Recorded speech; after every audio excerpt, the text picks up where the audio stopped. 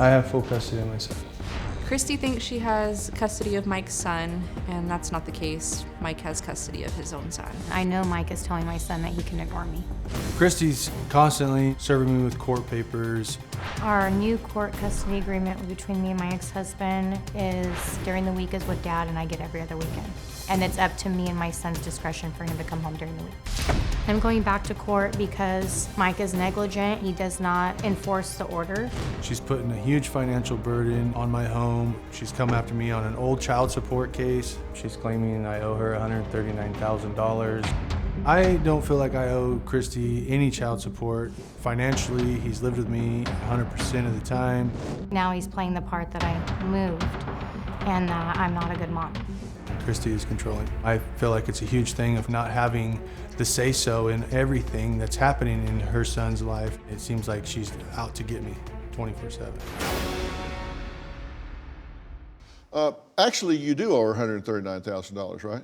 Yeah. And until you have it modified by the court, which can be done retroactively, because that was set assuming that the child was going to live with her, but in fact the child lived with you. Yeah. But right now you do owe that, and you could go to jail for not paying it. Yeah. And you guys just ignore what the court says and interpret these agreements the way you want to, as though there's not something written down, and there is. What I am a little flabbergasted at is that both of you have so little insight that you say, no, we don't have any agenda competing with the best interest of our son. This is a text message you sent April 23rd of 19. Mike, you say, you're trash and I'm done with this.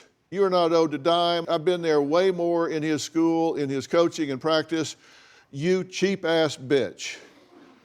Talk to you later. I'm not playing. You're an evil person. Yep. Christy, don't text me again. Opening rears now.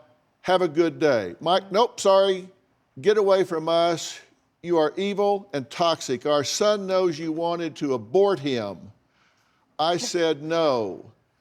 You have had 9 abortions already. Sick, very sick. Get off the drugs. Your son isn't happy or feeling safe, and you can use all of these text messages in court.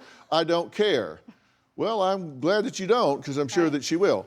But how can you write that and tell me I don't have any angst, I don't have any unfinished business with this woman at all?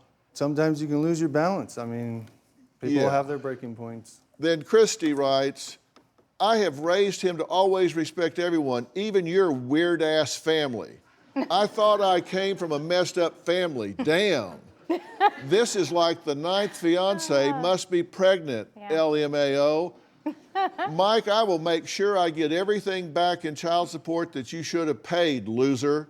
I'm sure your old lady gets child support that you and your kids are living off of. You will be sorry when it's all said and done, and don't come crying to me. Come on, guys. Because you have to understand, when the court appoints a forensic psychologist, their charge is not to determine who is the best parent. Their charge is to determine if either parent is suitable.